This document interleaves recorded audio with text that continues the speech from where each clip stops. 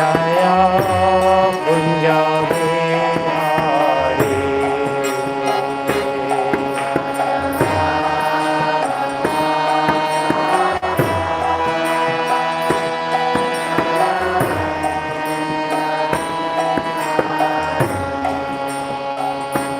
Jaya Gopi Jana Vallabha.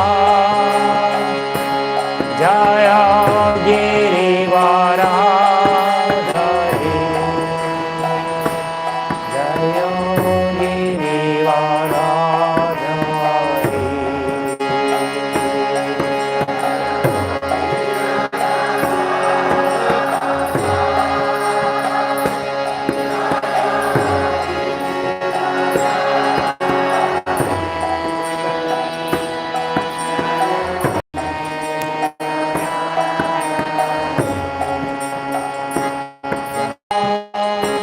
Jaya Girivaradhari. Jaya Girivaradhari.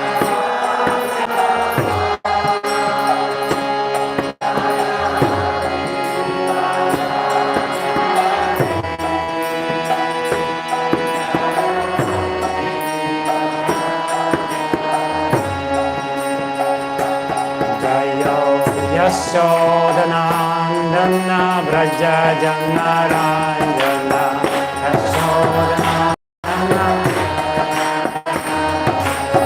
Yashodanandana Braja Janaranjana.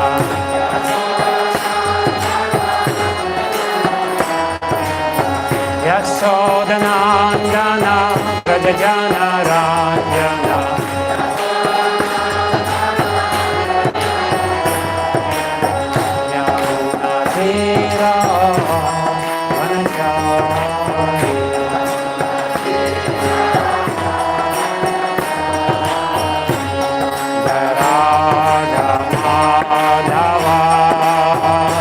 Jaya Kunja Bihari.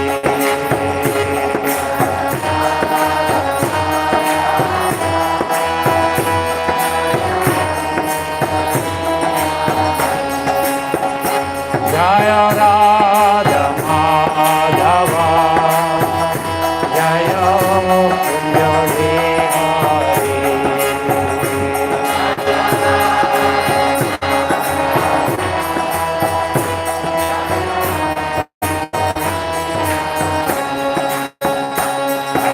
Krishna, Hare Krishna, Krishna Krishna, Hare Hare, Hare Rama, Hare Rama, Rama Rama, Hare Hare.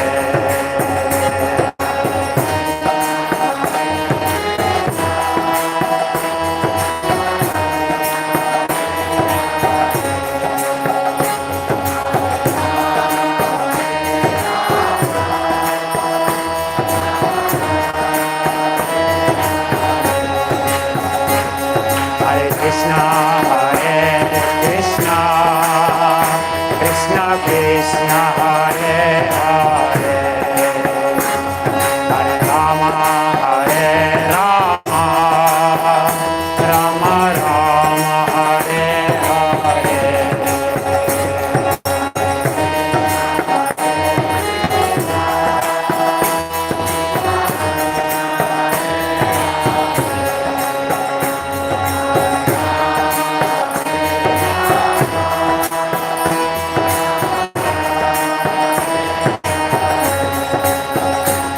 Hare Krishna, Hare Krishna, Krishna Krishna, Hare Hare, Hare Rama, Hare Rama, Rama Rama, Hare Hare.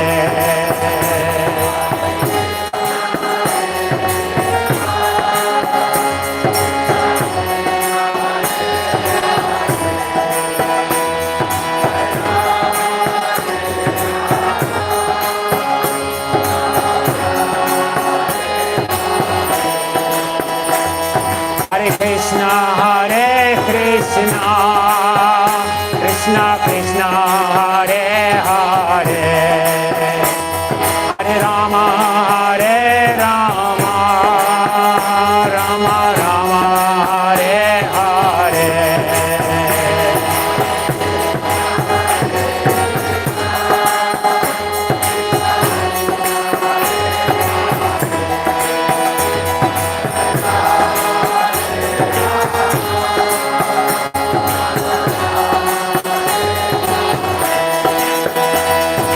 Krishna Hare Krishna Krishna Krishna Hare Hare Hare Rama Hare Rama Rama Rama Hare Hare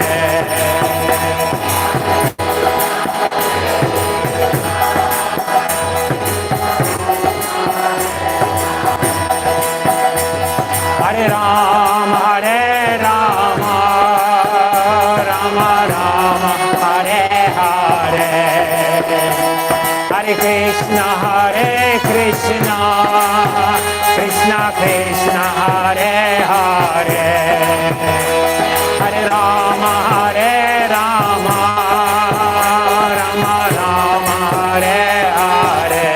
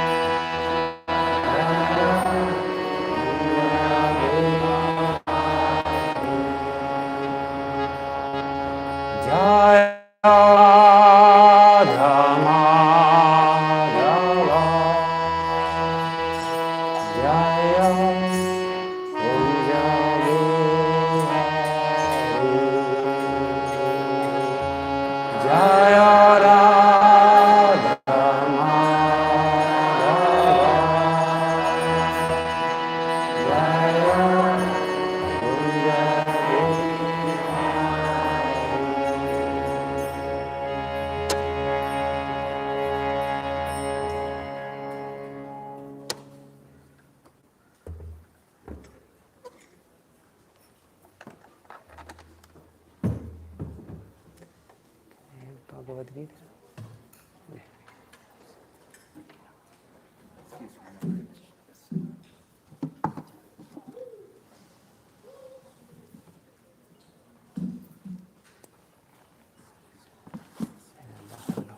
Bhagavad Gita. Yes. Om Namo Bhagavate Vasudevaya.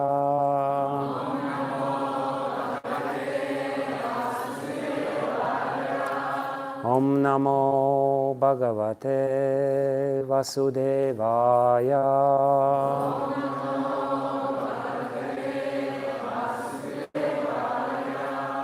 Om Namo Bhagavate Vasudevaya.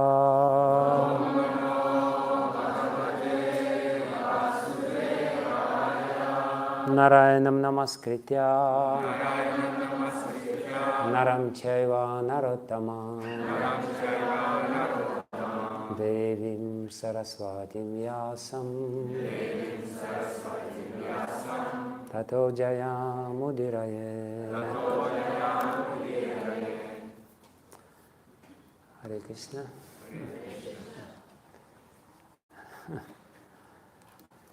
Very honored and at the same time humbled to speak in front of all of you. To speak during Sunday feast class is the most difficult thing in the world. Because you have in the audience people who have been listening Sunday feast lectures for 40 plus years and know everything. And at the same time, sometimes you have completely new people, and it's very difficult to figure out how to speak and what to speak. So I'm praying for the mercy of Srila Prabhupada to give me some inspiration to say something which would also be worthwhile for you and perhaps for myself. So I thought a little bit on the topic, and I will speak on the 17th verse of the 18th chapter of Bhagavad Gita, where Krishna makes a potentially very controversial statement. Statement which some people may not appreciate. Yasya na ahankritaha bhavaha buddhihi yasya na lipyate hatva api saha imam lokam na hanti na nibadhyate yasyanahan krito bhavo buddhir yasyana lipyate hatvapina imam lokan hatvapisa imam lokan nahantina nibadhyate buddhiryasyana lipyate hatvapina sa imam lokan nahantina nibadhyate.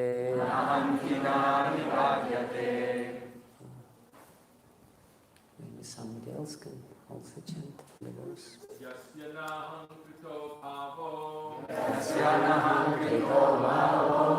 buddhiryasyana lipyate hatvapisa imam lokan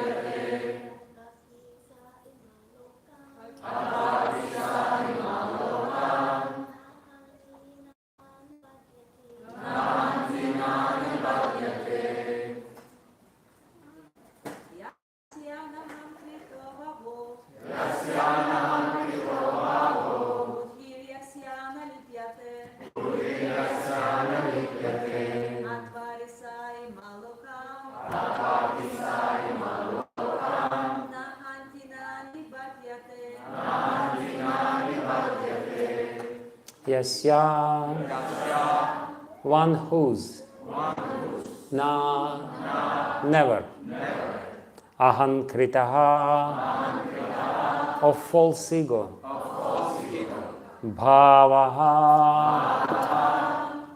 nature, Buddha, yasya, one whose, na, never, lipyate, is attached, hatva, killing, api,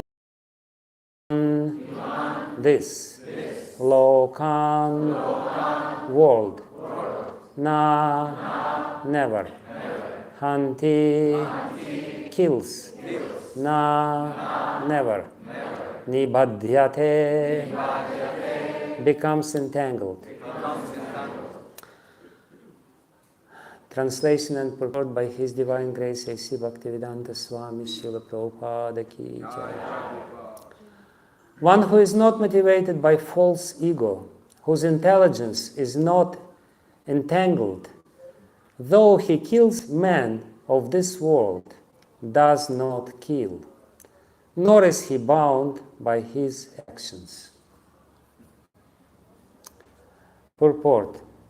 In this verse, the Lord informs Arjuna that the desire not to fight arises from false ego. Arjuna thought himself to be the doer of action, but he did not consider the supreme sanction within and without. If one does not know the sanction is there, why should he act?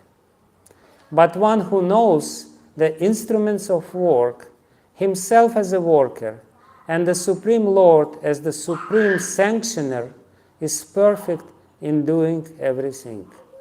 Such a person is never in illusion. Personal activity and responsibility arise from false ego and godlessness or lack of Krishna consciousness. It's very interesting. Personal activity and responsibility arise from false ego and godlessness or lack of Krishna consciousness. So it means that all devotees have to be irresponsible. Very liberating statement. Very nice. Anyone who is acting in Krishna consciousness under the direction of the Super Soul or the Supreme Personality of Godhead, even though killing does not kill, nor is he ever affected by the reaction of such killing. When a soldier kills under the command of a superior officer, he is not subject to be judged. But if a soldier kills on his own personal account, he is certainly judged by a court of law. Srila Prabhupada Ki Jai. Yasyana hankrito bhavo buddhir yasyana lipyate hatva api sa imallo kan nahanti na nibadhyate. One who is not motivated by false ego, whose intelligence is not entangled, though he kills men of this world, does not kill, nor is he bound by his action. Namo Vishnu Padaya Krishna Prasthaya Bhutale Srimate Bhaktivedanta Swami Niti Namine Namaste Saraswati Deve Gauravani Pracharine Nirvishesha Swadi Paschatyade Tarubhyascha Kripa Jai Shri Krishna Chaitanya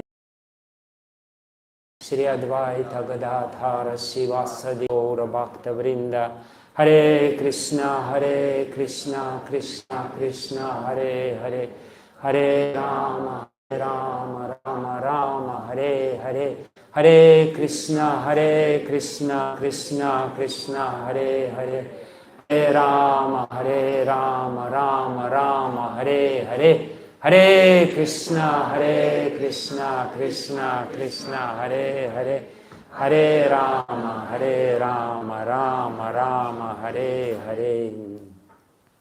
Yantah pravishya mama vachim mamam prasuktam sanjivaya takila shakti dara svadhamna anyamscha hasta charana shravana tvagadim pranannamo bhagavate pushaya tubhyam svasyastu vishwasya kalah prasidatam deyanta bhutani shivam mitodiya manascha badram bhajatata dokshache aveshyatam no mairatyahayatiki.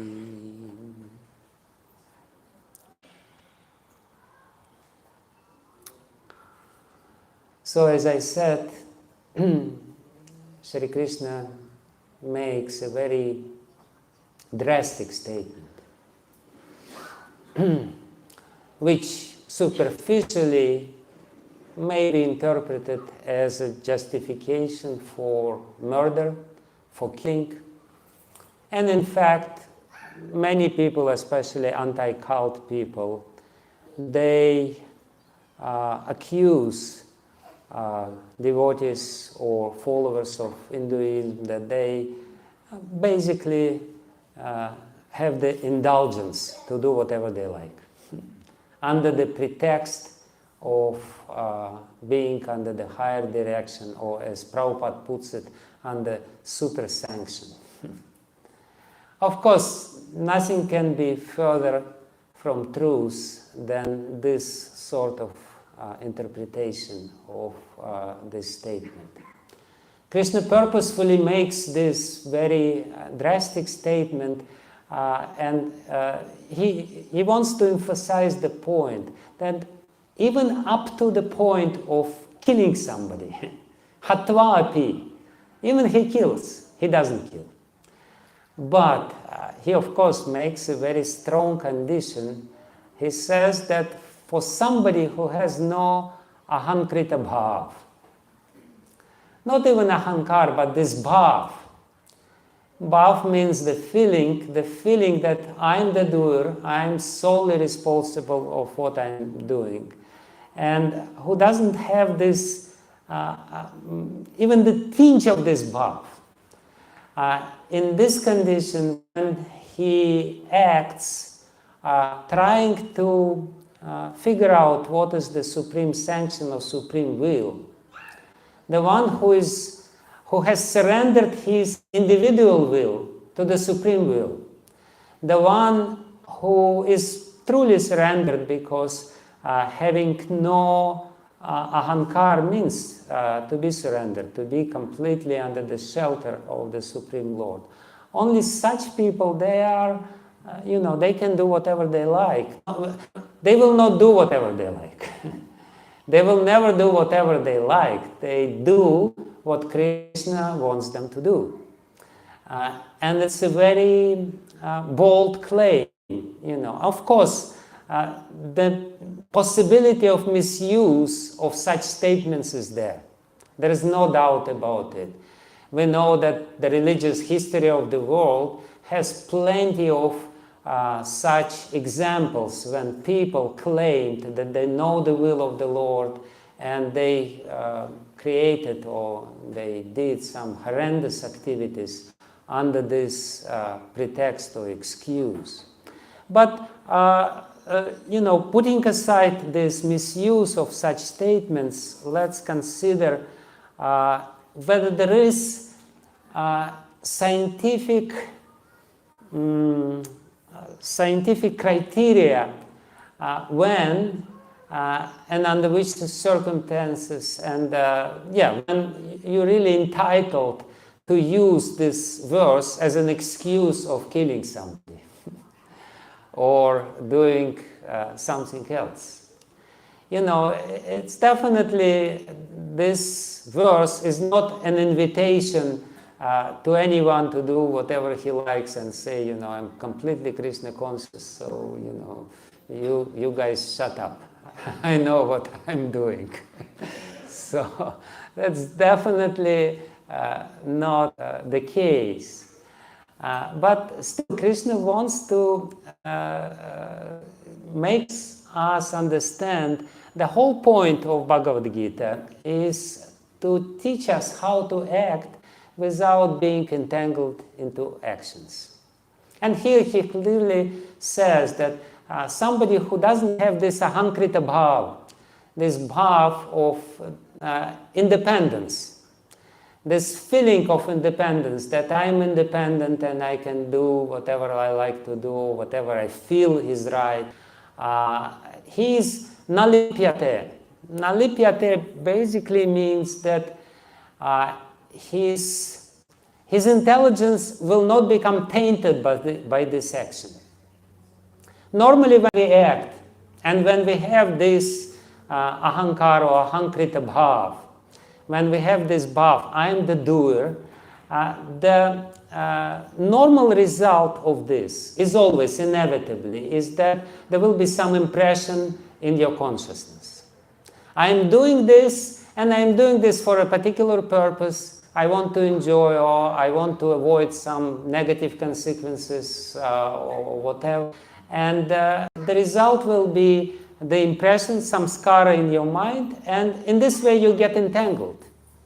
Because the mechanism of these samskaras, of these impressions, the expectations of some result from your work, which is concomitant factor of your ahankara. You're acting for a particular result, and the most important result which you get is not the result which you think is the most important, but the most important result is that you get the samskara. And you will become prone to repeat the same action again and again and again. And in this way, you get entangled. You act, you perform certain action, and then, the impression is there, and this impression accumulates some energy. And this energy will push you to act in a similar way, to get the similar result. And this samskara becomes deeper and deeper and deeper. Then it becomes vasana, and vasana becomes the cause of your getting another body in which this vasana will be full-fledged, and you will act according to the habit which you acquired in the previous life. Your character is formed by your previous action. So one very important sign, or one very important condition, which, not condition, but indication which Krishna makes in this verse, is that nalipyate. There is no trace of your action in your consciousness. And the acharyas which explain these verses and these signs of how to work without being entangled, they say that basically either there are two kinds of emotional reactions to our action. Either we become very happy, oh, I did such a good thing, I gave such a good lecture, my and you're happy for maybe half an hour or something like this, and people clap you, and you're very happy. Or you have the guilt feeling. You did something wrong, you feel that you did something wrong somewhere. So these two kind of emotional reactions are there, and that's a sure sign that you're not acting without ahankrita bhav. It's a sure sign that you're acting with this ahankar, and therefore the trace, the impression of your activity is being imprinted in your consciousness, and you're getting more and more entangled. Congratulations, welcome to the material world. It's a big place, enjoy it, no problem. So that's one very important consideration. So this in general, this our emotional reaction, how we recognize whether there is ahankrita bhav, this bhav of feeling that I'm the doer. The ahankar, our false ego, false identity, is very closely related to the emotional side of our nature. Ahankar is basically directing our emotions. The emotions which we experience here, please don't mix it, don't misunderstand me. There are spiritual emotions which are not at all directed by the false ego, which can only be experienced when you're free from false ego. But the material emotions, which are usually stressful emotions, all this kind of, either you're too much elated and too much joyful, or you are too much, morose about something. All these emotions of stress, anxiety, spectrum of emotions, they all ultimately the substratum for this is ahankar. The substratum for all the emotions is ahankar. And actually, when we analyze these emotions, why we emotionally react to certain things, we can very clearly see that these emotions are defined by our ahankar. When we see somebody who is similar to myself, we become joyful. It's because ahankar, the main function of ahankar is to separate you from the rest of reality. You're the separate entity, you're very special.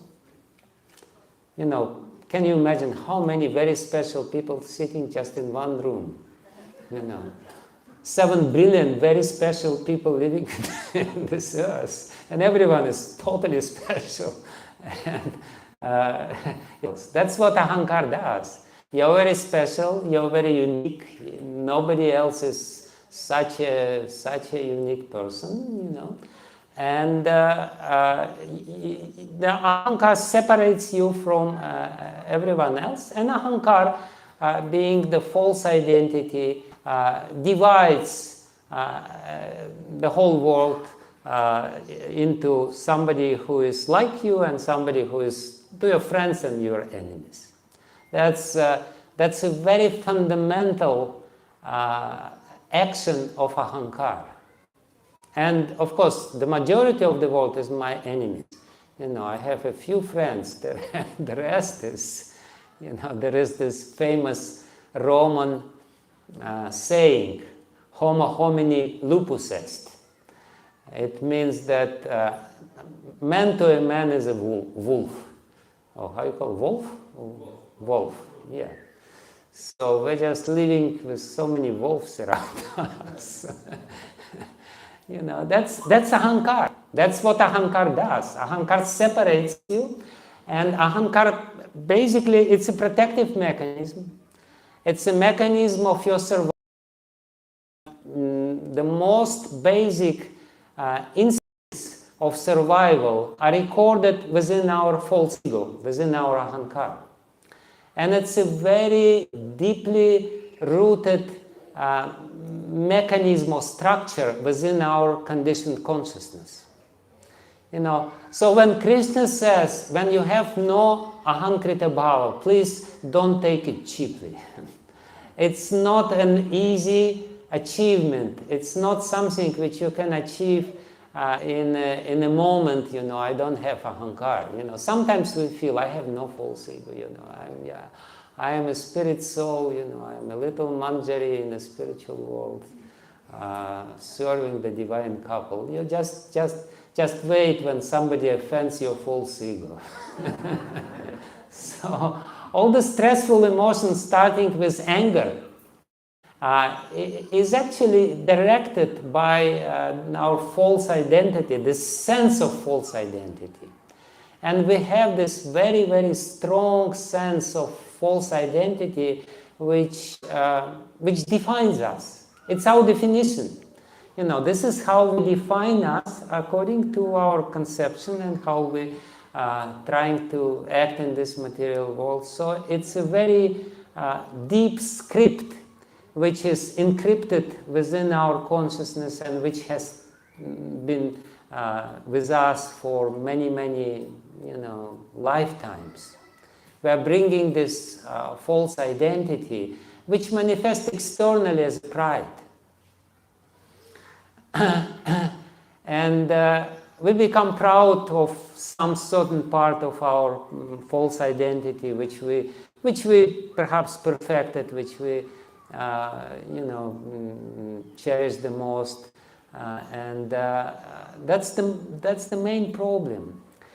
So Krishna, the main point of Bhagavad Gita is actually to teach us how to act in this world without getting entangled into the complexities of this world, into the meshes of karma, how to act without being caught into this intricate chain of cause and effect, and how to ultimately get liberated.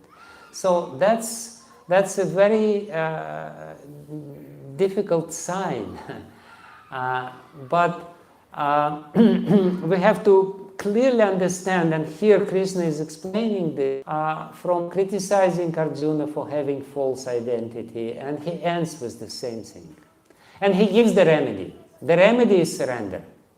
The remedy is when you surrender your false identity, when you come to the Lord and say, I'm yours, I'm the part of you, I'm not an independent entity, I'm not on my own, I can only live happily in this world, even in this world, if I always remember about you and try to get your sanctions for everything. Then only we can Nani Badhyate, as Krishna says, then only we can be not entangled or not tainted by our actions.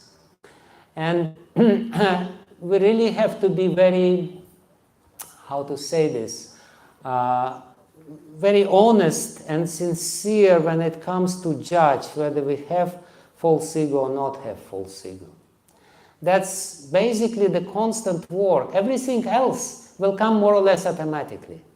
Srila Prabhupada liked to impress upon us the beauty of the process of Krishna consciousness, that when we act properly, then so many gifts are being given, but still, nevertheless, even though there is a lot of things which are coming on its own by Krishna's mercy, there is one area which we should apply our conscious endeavors. That's our false identity, false ego.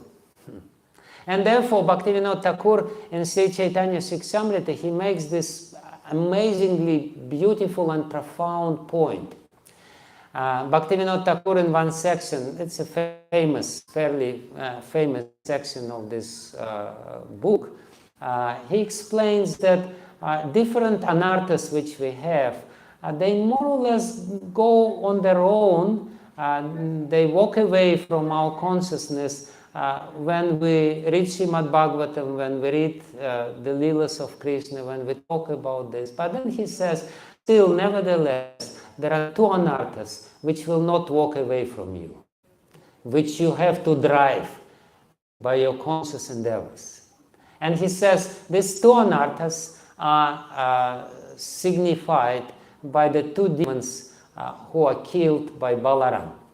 And Balaram is the manifestation of our ego in one sense, because Sankarshan is coming from Balaram, and Sankarshan is the manifestation of our ego. So he says Dhenukasura and Pralambasura, these are the two enemies which we have to make a conscious endeavors to conquer over. And if we don't do this, then the process of Krishna consciousness will not act automatically. It will act automatically upon us, and it will give us so many beautiful gifts, and it will purify our consciousness from all these unwanted things, only if we consciously endeavor to kill Dhenukasura, the ass demon, which is braying inside our heart all the time, and Pralambasura, which is a very long and very deep-rooted demon. And the first Dhenukasura is basically the manifestation of our false ego. An attachment to the fruits, which are concomitant factor of false ego. If you have false ego, you will be attached to the fruits. There is no chance that you will not be. You may pretend even to yourself that you are not attached to the fruits. I am so detached, But if you have the false identity, no way, no chance, False identity means you're attached to the fruits like this ass demon in Krishna Lila. He is guarding these tal fruits which Krishna wants to take. He's not even capable of enjoying these fruits himself, but he will not let Krishna to enjoy these fruits either. This is the ass which is playing within our heart, and which is guarding Krishna to enjoy the fruits of our endeavors. Never. Krishna, no. This is mine. This gross demonic mentality, this ass mentality, this is all mine. And by the way, when Prabhupada says this sense of responsibility is coming from this false ego, he really means this false responsibility.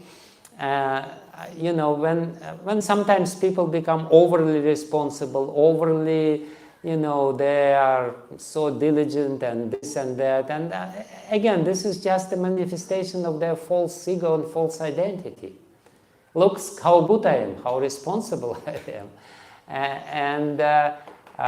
We know the asses, besides being utterly stupid, they also like to carry a lot of loads, and they're doing it very responsibly. This is this is the responsibility. I'm carrying this, and look how good I am at these things. So this is all different shades and different manifestations, different features, different aspects of our false ego, which is the main enemy of ours, even though we consider it as the best friend. As I said, the false identity is the protective mechanism. Why it is so difficult to let the false ego go? Because we become very vulnerable and seemingly unprotected when we are without false ego. False ego is like a shield around us. We're protecting. False ego is very aggressive thing. It's always ready to punch somebody. And if nobody punches me, I punch him just in case he wants to punch me. This is how people think. Nobody attacks you, but we know that the offense is the best way to defend. This is what is going on in this material world. This aggressive false identity is there, and it's basically ready to fight with the rest of the quite cruel and aggressive world, where we have to really protect ourselves, and there is only one mechanism which protects us, that is our false identity. We come to the devotee community, and they say, you just become humble and you give up your false ego, and we say, yes, but I'm not so stupid. I'm not going to do it too fast. Let me hold this.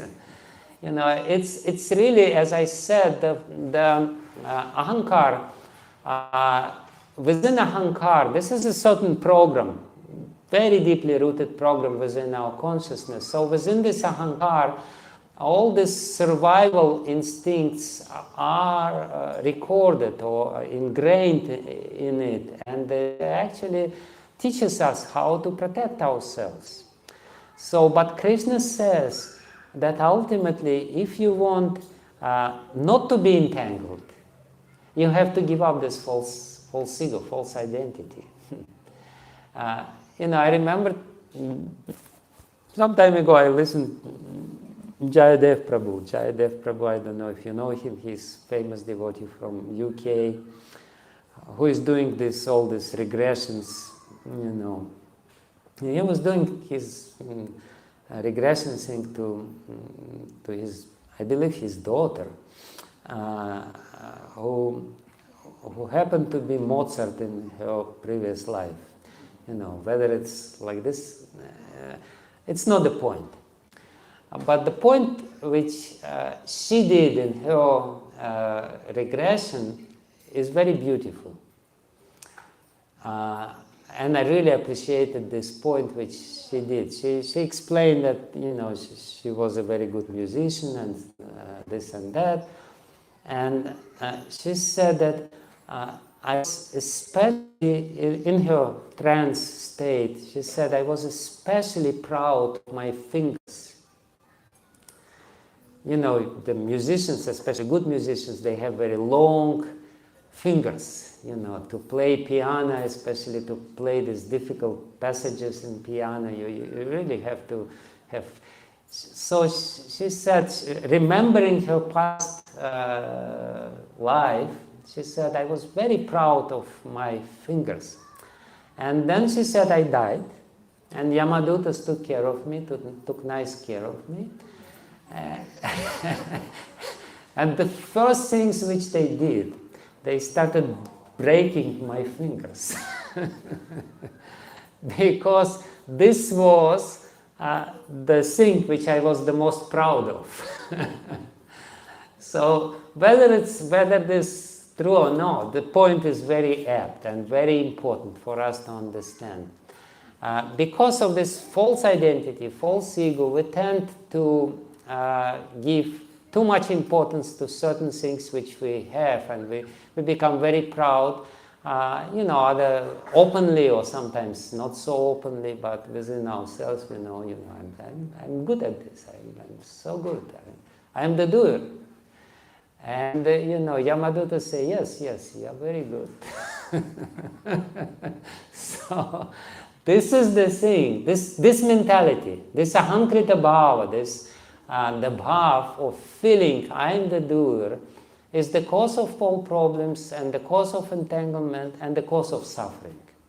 This is what we have to clearly understand, very clearly. If we have this bhav, this feeling that I'm special and this is my specialty, this is the best thing, and if we don't have the real bhav is this sharanagati bhav. I'm the part of the Lord, I'm the servant of the Lord, I'm doing this. Yes, He gave this to me. He gave this whole mechanism of the body and the mind, subtle body and gross body, everything is given to me. He arranged everything. So the one whom I could be proud of is my Lord, who is so amazing and who arranged all this amazing mechanism which I'm using. And the real feeling, how to replace this ahankrita bhav. Because this is the bhav. Bhav means emotion. And basically we have this emotion of pride, we are proud of this, we are proud of that, we are proud of something which we should not be proud. Sometimes we are proud of right things, but it doesn't matter. Pride is entangling. And it's emotion, and we can replace one emotion by another emotion.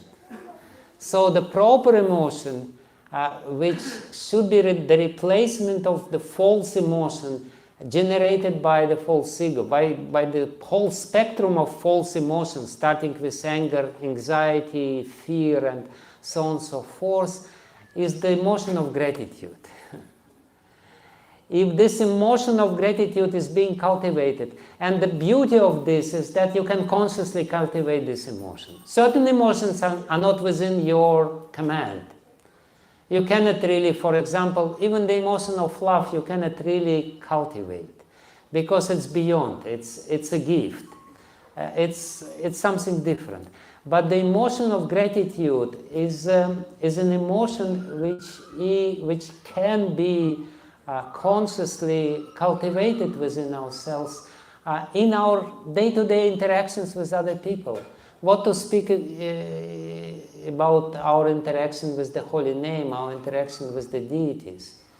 If this emotion, and cultivation means we may not have it so deep, but still we're coming to the deities, we're coming to other devotees, and with this, their input within our life, with this readiness to say what they did and how they contributed in us and what they did good for us.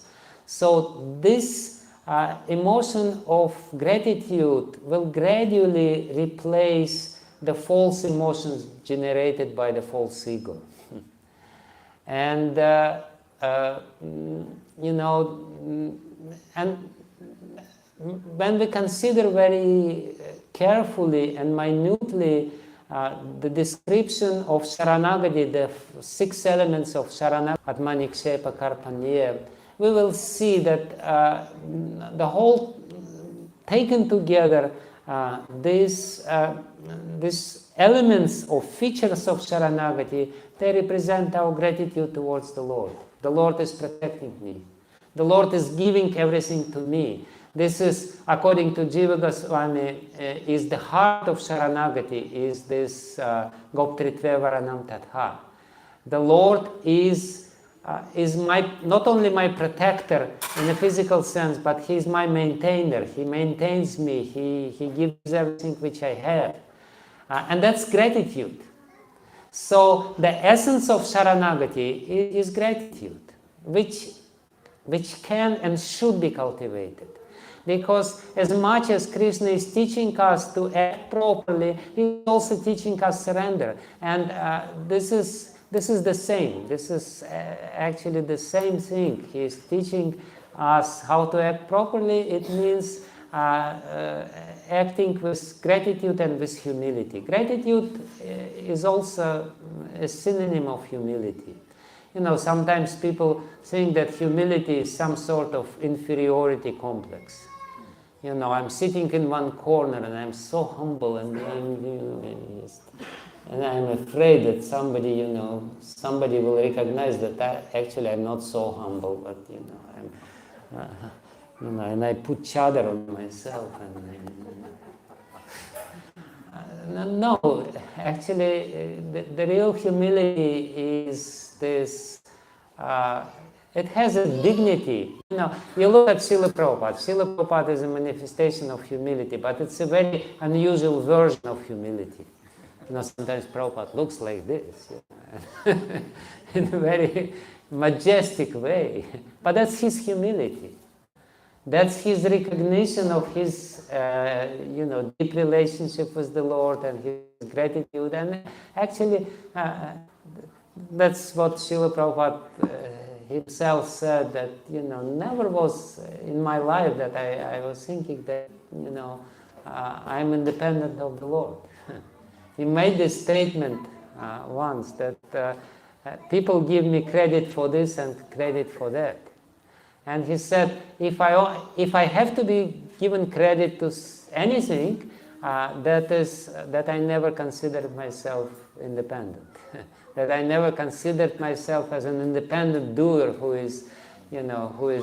requires some credit for what I'm doing. So that's the thing, and that's certain considerations. I could go on, but I guess you already got the point, that we shouldn't jump into conclusion that I'm already too quickly, that I'm free from this ahankrita bhav. But we should work on this. The main point of this is that that is the area of our work. That is the area of where we should apply our conscious endeavors. And then the ahankara, false identity, is weakened by our conscious endeavors. Then the holy name will make the rest.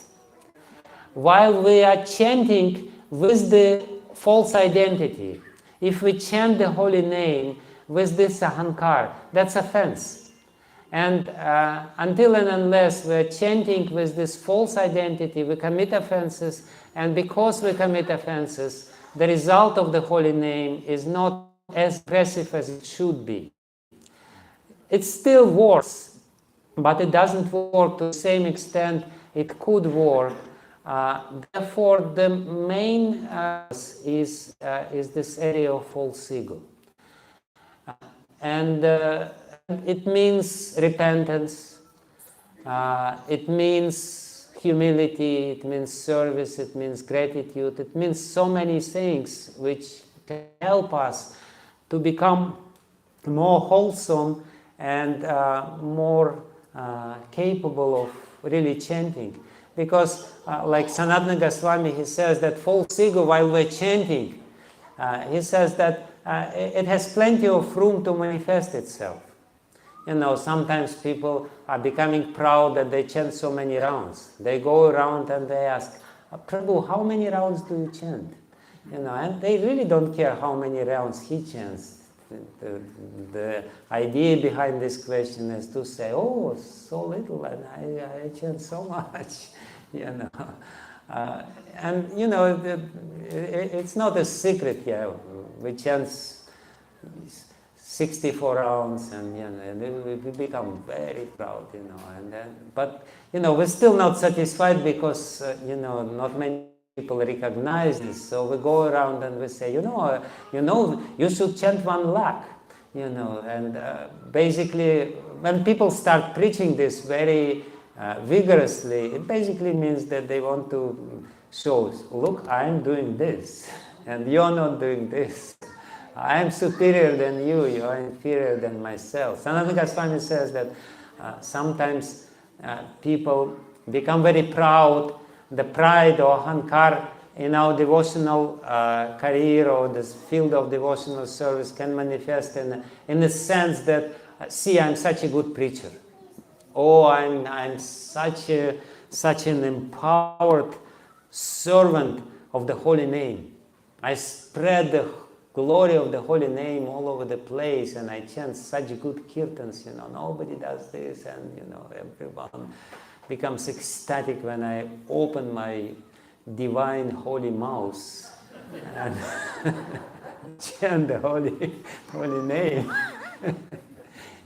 So there is so much room of being proud, even in our devotional career. But the point which Krishna makes again and again and again and again is that, if you want to do something, this is what you should do.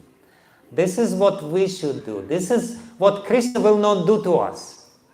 Krishna will help. Krishna may arrange some situations where our false ego may become a little not so inflated. There is no doubt about it. But Krishna will not snatch away our false ego. He is Hari. He is the thief. He can snatch away anything, but he will not touch this. This is something very precious. So only if you want to give it to me, I will take it. If you don't want, live with it, no problem. I have no problem with it. You have the problem living with this false ego, false identity. So, this false ego, this ass demon which is living within us, this is something which we should conscientiously work upon and try to solve this problem. Then, as it is said here, hatva api nahanyate. Such people, even if they kill, they will not kill.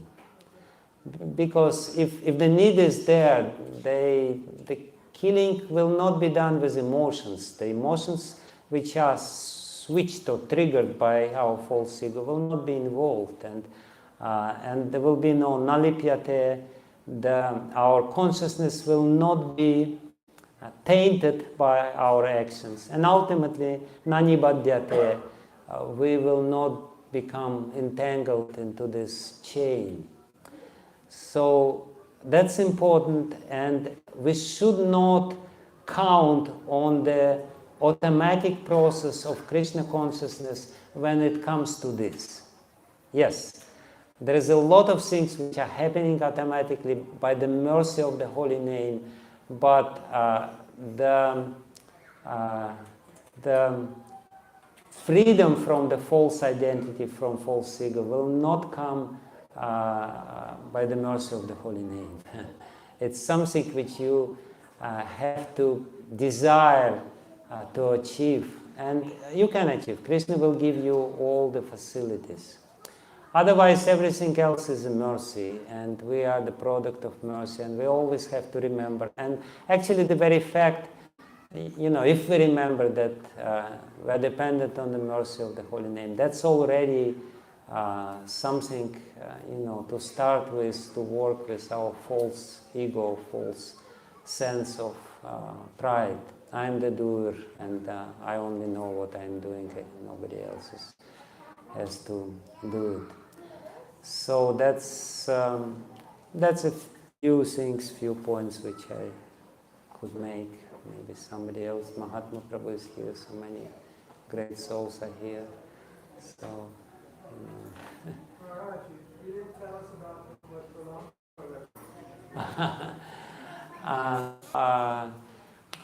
lust is,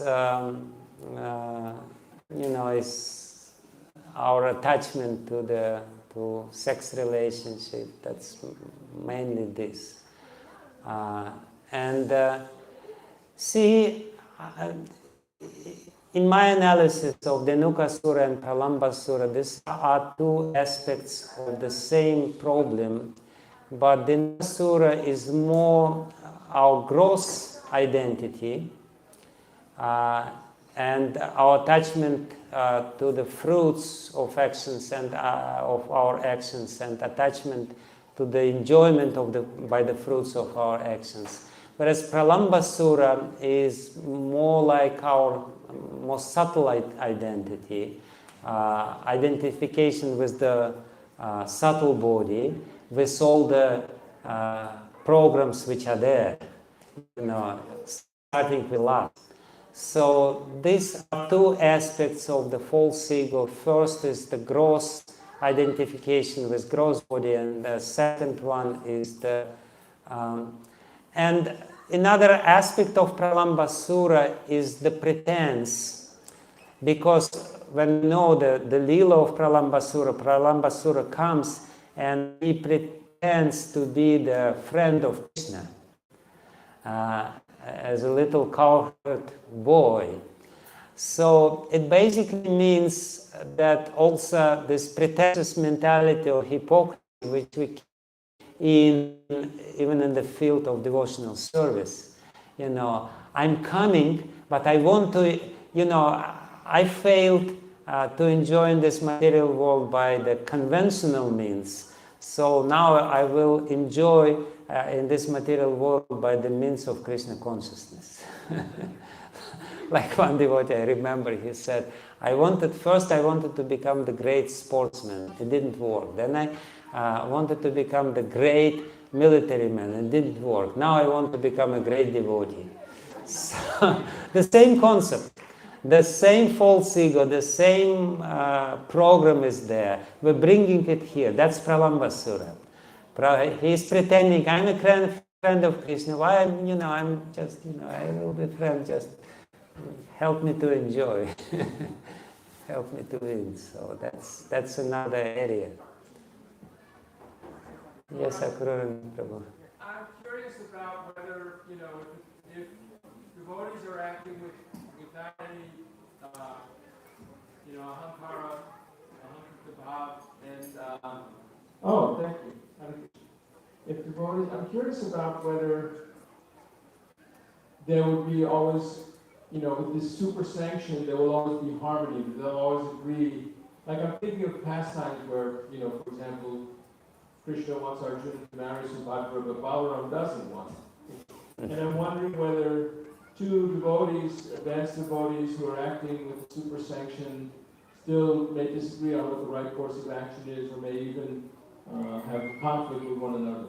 That may be, even though Prabhupada says that in Krishna consciousness there is no two opinions. There is this famous statement which is very puzzling, We know in Krishna consciousness there are so many opinions.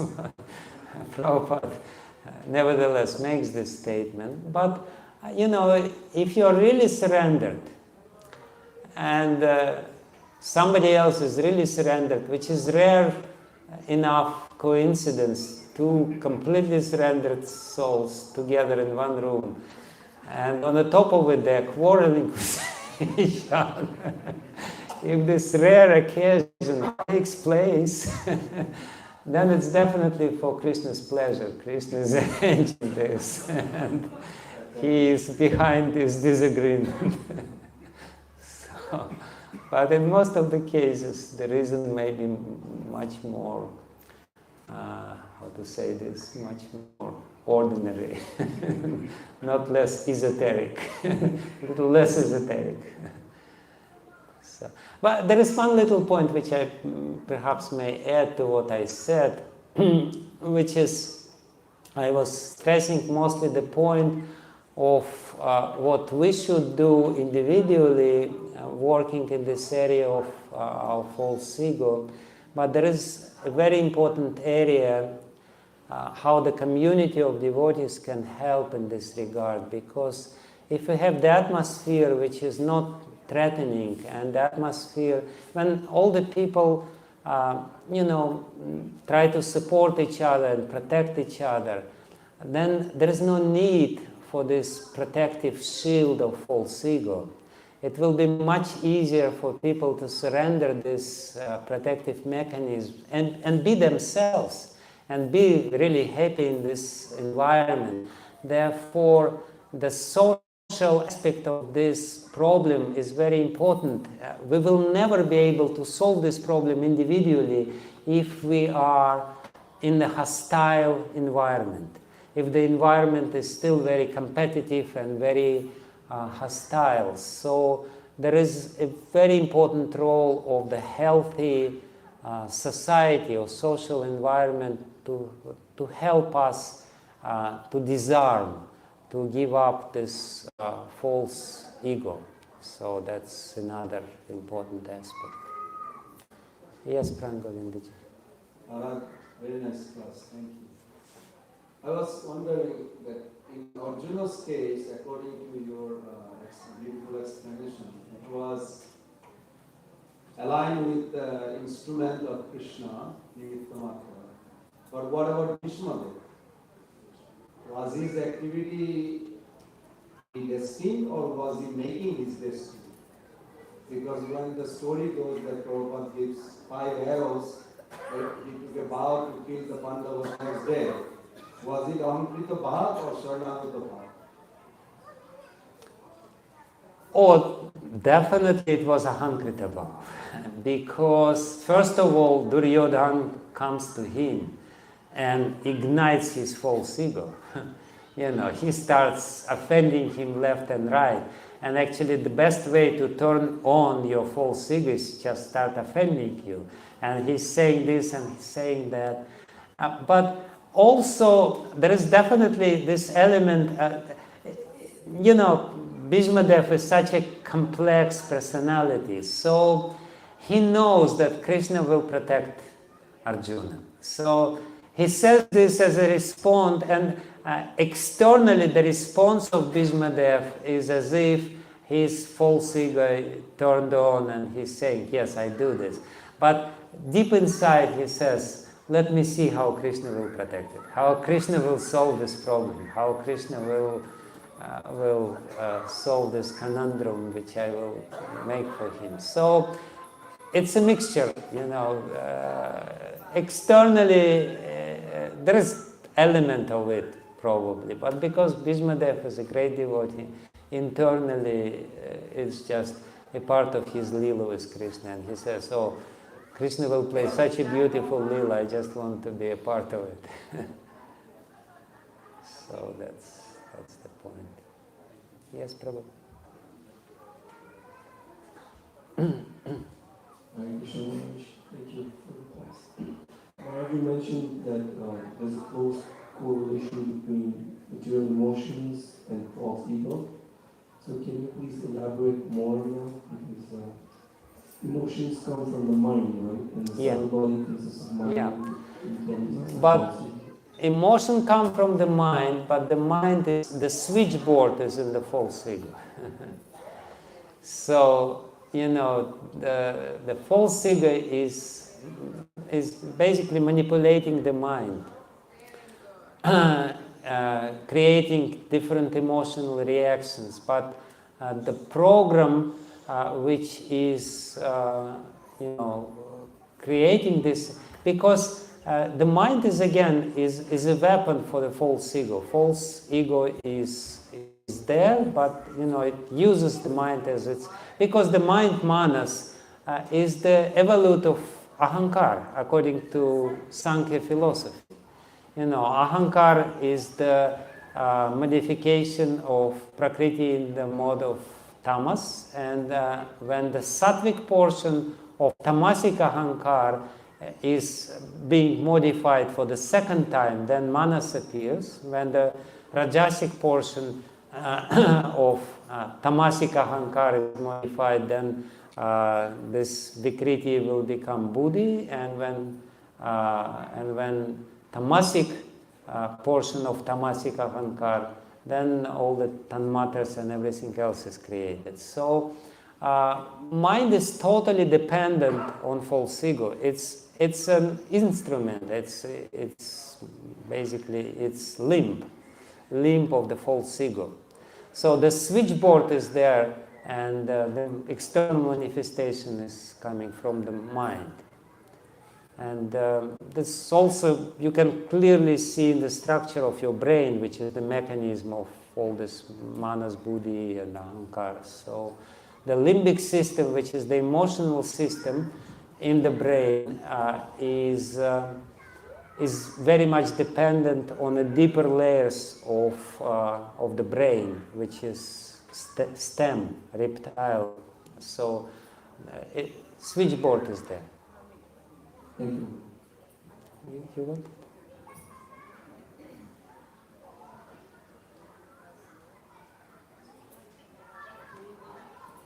Thank you, Raj. Grateful that you're here. You mentioned gratitude as a way of working on ourselves to overcome the false ego. And it seems easier to be grateful when things are more or less going well in your life. You know, if things are coming to you or somebody appreciates you for some ability that you have, you know, you can say, I'm grateful that Krishna has given me this. But when there's suffering, or suffering comes upon us, or maybe some bad health comes, you know, at least I know for myself, when I try to say I'm grateful, it feels very artificial. So if we're in that situation where there's some suffering or some pain, then how to cultivate gratitude in a sincere way. Because sometimes just saying that I'm grateful for this, like Queen Bhakti prays, you know, I'm grateful for the calamities, but it seems artificial when I say that, when I am suffering. So what do I do? What does a person do when they're suffering and they want to react correctly? You still say, I'm grateful, you know, because if you say this, it's, you know, has some effect upon your consciousness. You know, it's artificial, yes, you know this, and Krishna definitely knows it's artificial.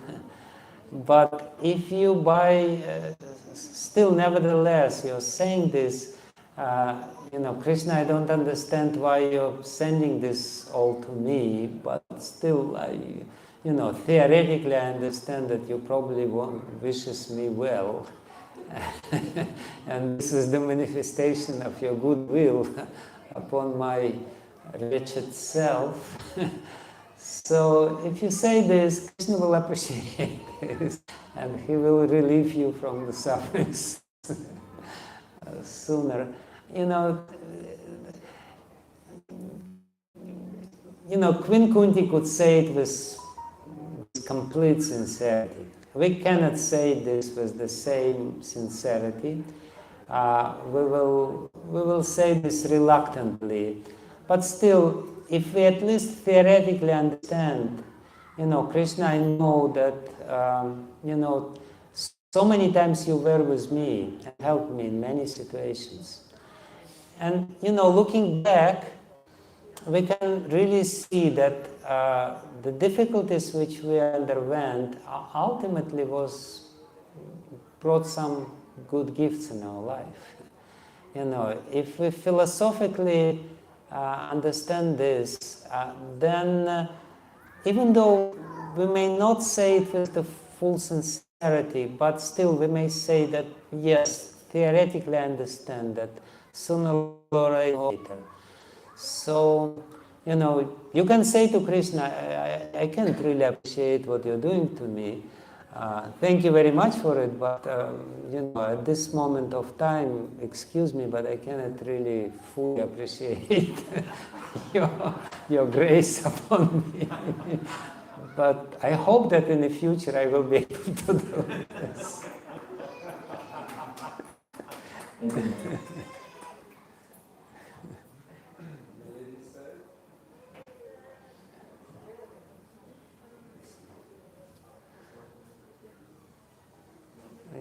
Yanders. I don't have a question, but I want to thank you for coming and putting the teachings of the Gita in such a beautiful, funny way that opens up my heart to grasp those teachings. And considering that English is a second language for you, your deep understanding and eloquence is so amazing. So thank you.